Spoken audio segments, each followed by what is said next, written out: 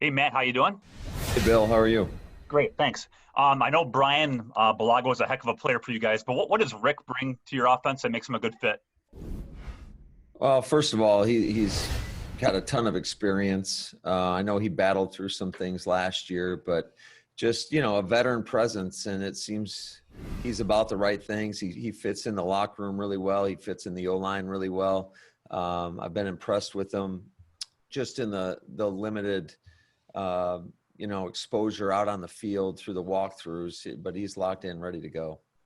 Hey, Coach. I was just wondering, how's Ruvel Martin doing? I mean, you talked about, you were after him for a few years. You finally get him up there, and hey, by the way, here's a worldwide pandemic to deal with. How's he taken it so far? As far as it's a pretty big life adjustment. How's he taking to coaching life? Yeah, Aaron, I think he's done an outstanding job. It was definitely is a weird year. He spent the majority of the offseason with his family down in Charlotte, and then they moved up here in June. So, but just picking up all the little things that you have to do as a coach that you really don't get exposed to as a player. Just the drawing programs, breaking down the film.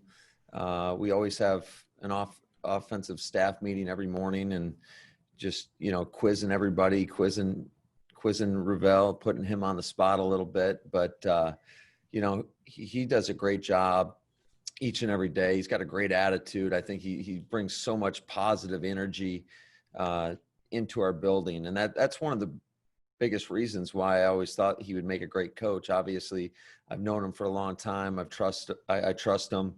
I've seen his work habits when we played together at Saginaw Valley, but it's just who he is as a person. And I think the guys have really taken to him, and I expect big things from him. Hi, Matt. Hey, Tom. I was wondering, did you or were you able to offer your coaches a chance to opt out if they had family issues that, would cause some concern or risks? And if so, did you have anybody who just decided it wasn't safe enough? Yeah, Tom. No, that's something that we definitely talked to all of our staff members about, just making sure that they felt comfortable with the situation, with the protocols that we had in place. I don't think we had any reservations. These guys, just our nature as coaches, it's tough for us to, like, we've had a few examples where guys have had symptoms of maybe a sore throat, and but they haven't had COVID, where they're forced to stay home, and that's really tough on these guys because they want to be in the building, they want to be around the players, teaching. And shoot, I remember my first job back at Central Michigan as a grad assistant, getting strep throat, and you're fighting through it. You're throwing up and going to meetings, but in this day and age, if any of these guys have any symptoms or whatnot, you got to keep them home. But I don't think any of these guys had any reservations. At least they never addressed that with me, and I did talk to each guy individually. You had mentioned, thanks for doing this. I was just checking what you mentioned with Wagner, the issues he had last year. What gave you all the confidence to think that was just a blip, that he could kind of bounce back from that, made you decide to pursue him? And also with the deadline approaching, I was just wondering if any other players beyond Devin had expressed an interest in opting out. Well, I'll answer the Rick question first. No, it's just he's put there's a lot of tape of him out there, and he's done a pretty darn good job. There's a reason he started for so many seasons now. And I know, like we talked about, he did battle through some stuff last year. I think, you could see it towards the end of the season. But as far as, I have not heard any of our players up to this point today talk about opting out. So I hope that stays that way. Just wondering, with all the limitations of the off season, the limitations you have now, the short time frame, you've got the two distinct challenges of getting your team ready to play and getting to know the young guys, getting them evaluated, deciding who are the best fits for the roster, the practice squad. Is there one of those challenges that you feel is going to be tougher than the other as you work through this next month? I think just trying to put our players in pressure situations and game-like situations to get a true evaluation.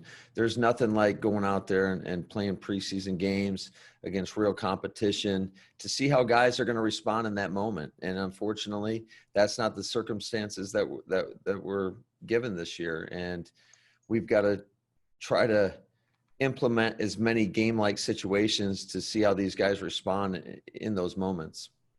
Hi, Matt. For everyone on the COVID-19 reserve list, especially a piece of your offense in Jace, what are you able to do virtually to engage them when they're not in the building?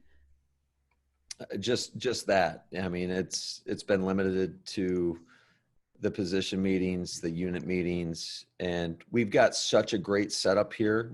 Mike Hallbach and the rest of our football tech as well as IT departments do an unbelievable job here. And so we've got cameras set up in every meeting room that we can have dialogue back and forth through Zoom. And so they are getting that, like Jace is getting all the meeting time with, whether it's with Justin Outen or Kevin Koger or myself. So we feel like he's up to speed, at least mentally. Morning, Matt. Thanks for doing this. Mark. About the social distancing rules and things like that with your meeting schedule, does that force you to have more position group meetings and less unit or team meetings in any way? Yeah, certainly we have not had as many team meetings or big unit meetings. We were going to kind of, just with the layout of this week, we were going to try to really keep it more positionally based, really try to dig at the details. We had a really strong off season in terms of having those virtual meetings where the guys have already heard everything. So when we get more into the practice mode, we'll start implementing more group meetings where we'll show them more film as a unit. So last year you had 4 QBs through the final cuts. What kind of went into the decision to just go with the 3? I mean, I'm guessing it has to do with no games and this really condensed practice time, but how did you kind of map out your quarterback coaching for this period and wanting to just stick with the 3 guys? Well, I think it was twofold. Is right now we're at 80 in the building, and so that played a part of it. But certainly it's the lack of the preseason games. I think at any time throughout a training camp, it's really, really difficult to get 4 guys reps and especially meaningful reps where they can go out and you can see that improvement. So with the 3 guys, we wanted to focus on the 3 that we have, that we know we're going to have, I believe, on our roster.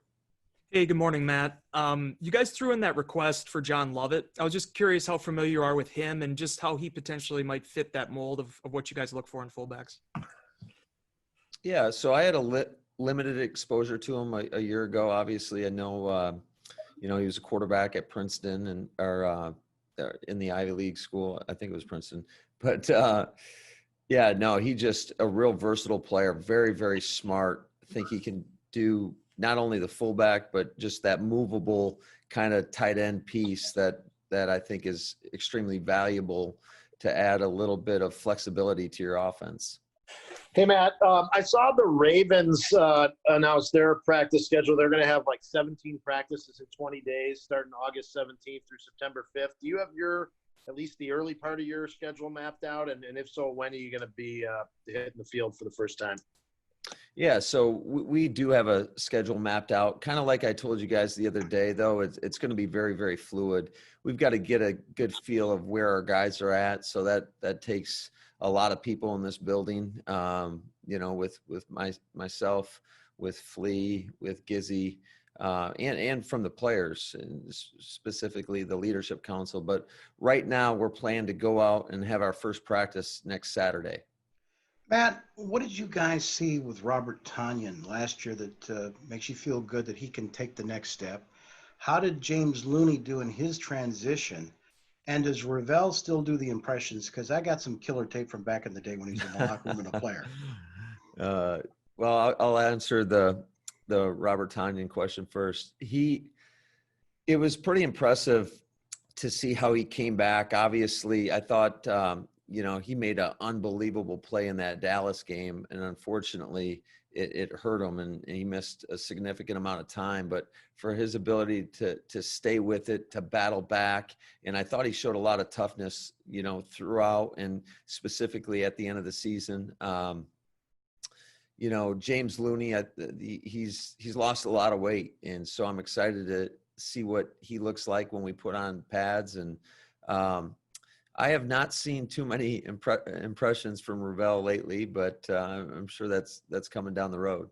I'm just wondering, from your perspective, the challenge of you have all these things you want to get done in a limited amount of practices, kind of that juggling act of giving them everything they need on the field, but not having them out of gas by the time September rolls around. Yeah, again, I think that's just a feel thing. You got to kind of trust what you're seeing. Certainly, we've got a plan in place to try to get them back. Once we hit into September, when we're going to get more on our in-season schedule. But what's unique about this year, I think, as opposed to, obviously from the obvious that there's no preseason games, but there's a lot of mini breaks that kind of happen naturally within your season or within your preseason schedule. When you look at some of the veterans that we know that, typically don't play a whole lot in the preseason, because you usually give them off, or you have a nice light day the day before the game where it's more walkthrough. Then you have game day, which they might get a light workout in or whatever. And then you have the day after the game that's typically more just weight training. So you get these 3-day breaks that right now we don't have that. You can't really afford that time off. So we've got to be very strategic and mindful of how we plan out our practices, because those just don't exist right now. Hi, Matt. Hey, Dave. Can you hear me? Yeah, I was gotcha.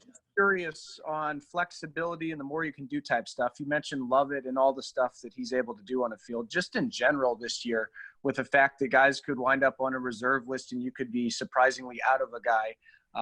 Is it really valuable that a lot of guys on your roster can do a lot of different things, especially this year?